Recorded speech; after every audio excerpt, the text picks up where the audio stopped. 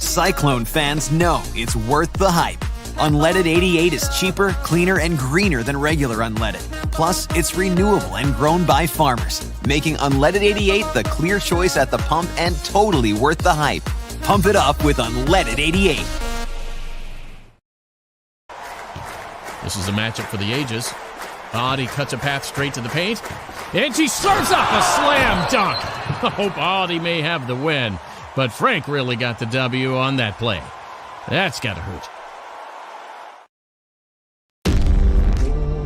When you're Iowa's dealer for life, you do things different. And as your dealer for life, we've driven together for over 45 years. Carl Chevrolet, we're proud of where we're from. We created a premium car buying experience easy for anyone. We serve more Iowans than ever with more locations and more brands. So together, let's drive from your first car to your last car, making memories along the way. We'll always be your dealer for life. There you go, carlauto.com. It's where I buy all mine. Legit. Not just telling you guys that. Welcome to Orlando. We wouldn't be down here with all of our great sponsors. You just saw fantastic pre-rolls from Iowa Corn, Fairway Meat and Grocery, Carl Auto Group. I also want to thank our friends at Central States Roofing.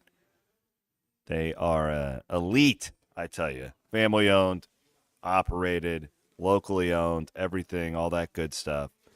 Commercial roofing company right in the heart of Central Iowa. We thank them for supporting us here at Cyclone Fanatic. We wouldn't be here without all of our great sponsors and subscribers.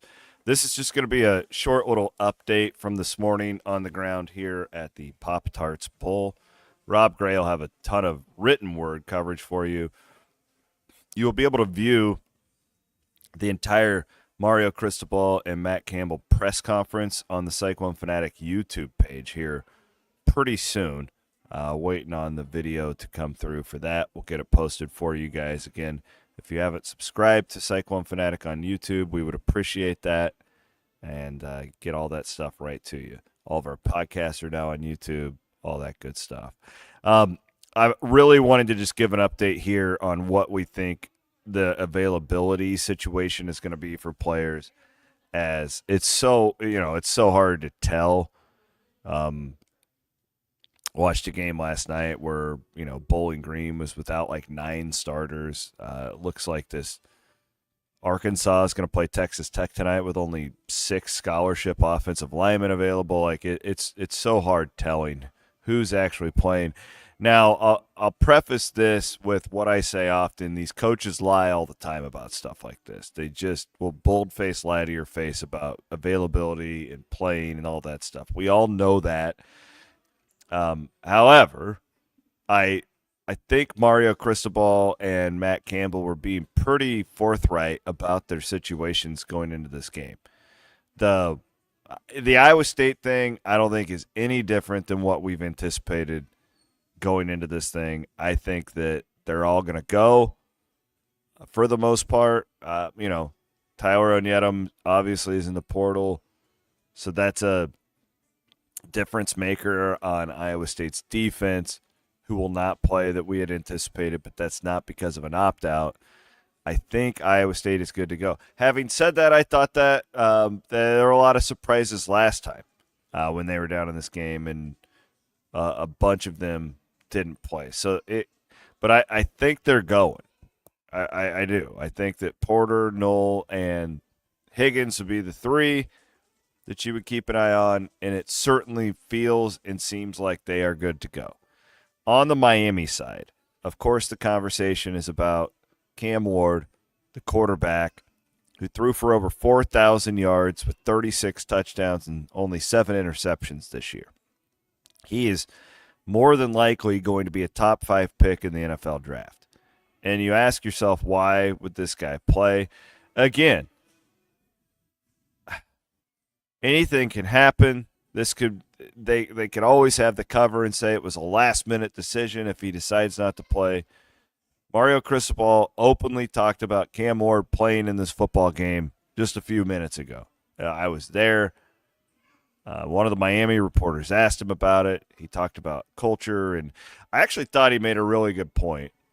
And this does feel like this bowl season now, transfers are one thing. The portal's one thing.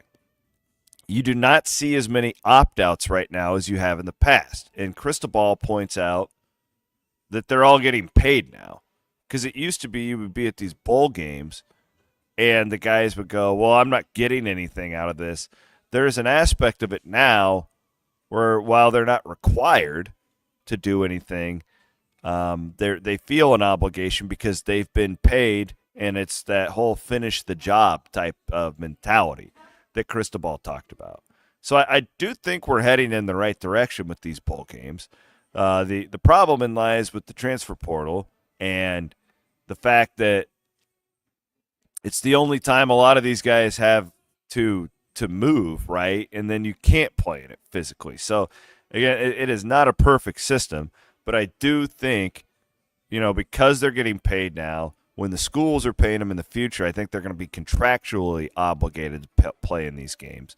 We are moving in the right direction with making these bowl games certainly mean more than they have for the last 2 or 3 years, where we've seen a deterioration. It seems like Iowa State Miami is going to be pretty good. The one I'm really keeping an eye on, so for Miami, you look at Isaiah Horton, the wide receiver.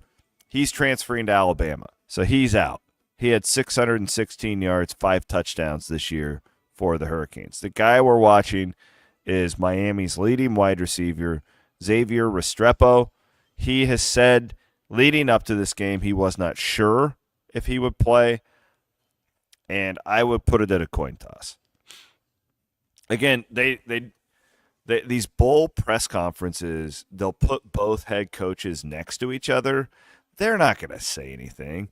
And this one's been especially bad because there's no availability for coordinators or players. So the only thing we can ask is Matt Campbell and Mario Cristobal, hey, who's and their opponent is sitting right next to them. They're not going to say anything. So Restrepo, I would lean that he's probably not playing based off of language, but I don't know anything. So I'm leaning Ward plays based on that vibe. Clearly the Horton kid is out as he's transferring to Alabama. And there are some other guys from Miami, but these are the two that have gotten the majority of the conversation. I would say I'm at 75-80% Ward plays, 50% on Restrepo. As far as the Iowa State guys go, I would put it at around 80%. I think all three of them. I know Noel and Porter they're going. They need it. They can actually help themselves in this game.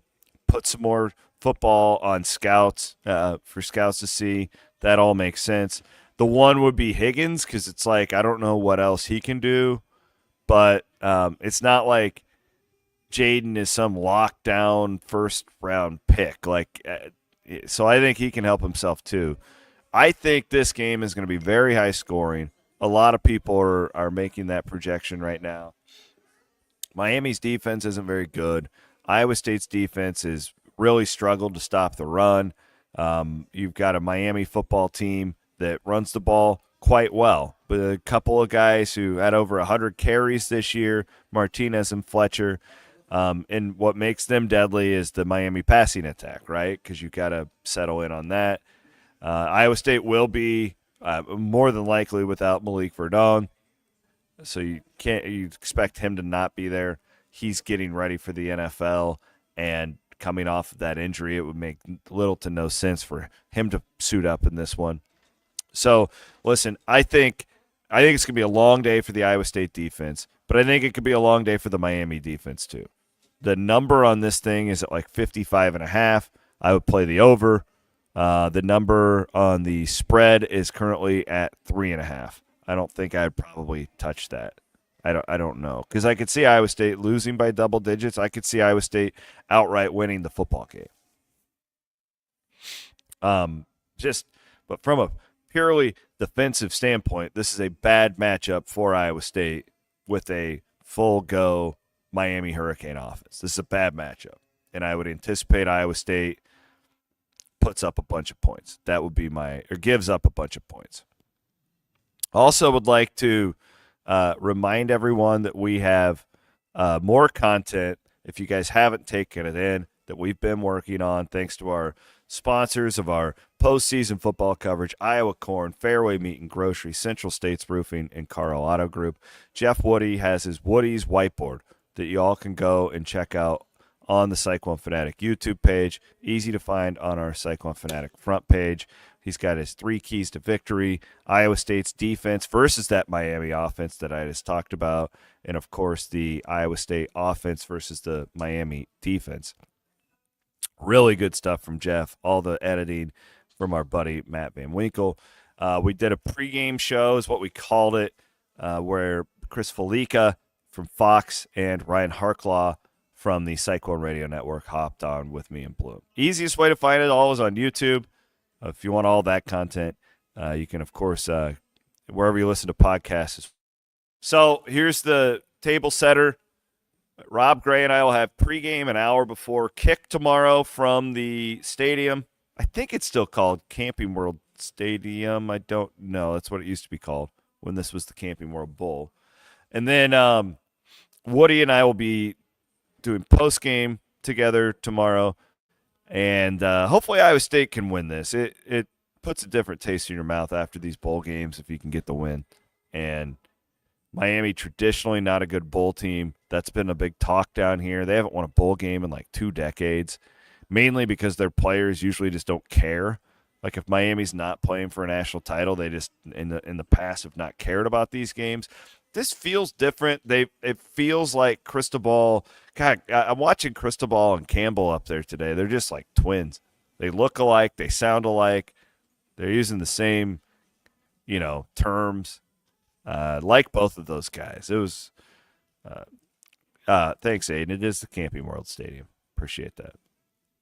So, anyways, that's my thoughts. Last minute thoughts on this football game.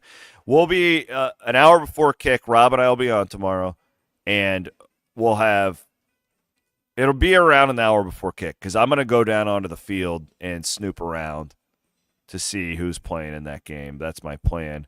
Going to put on the old reporter hat tomorrow. I'm going to really just bug the crap out of these guys and find out who's suiting up and all that good stuff. So, yeah, that's the best I got for you guys. Hope that it's helpful and helps with your enjoyment of the day. My name is Chris Williams. We couldn't do any of this without our great sponsors, Carl Auto Group, Central States Roofing, Fairway Meat and Grocery, and our friends at Iowa Corn. Aiden Wyatt producing this little impromptu podcast. We'll be back on the network Saturday. Later. Have a great rest of your Friday afternoon in the beautiful state of Iowa. Or if you're traveling to Orlando, please get here safely. Later.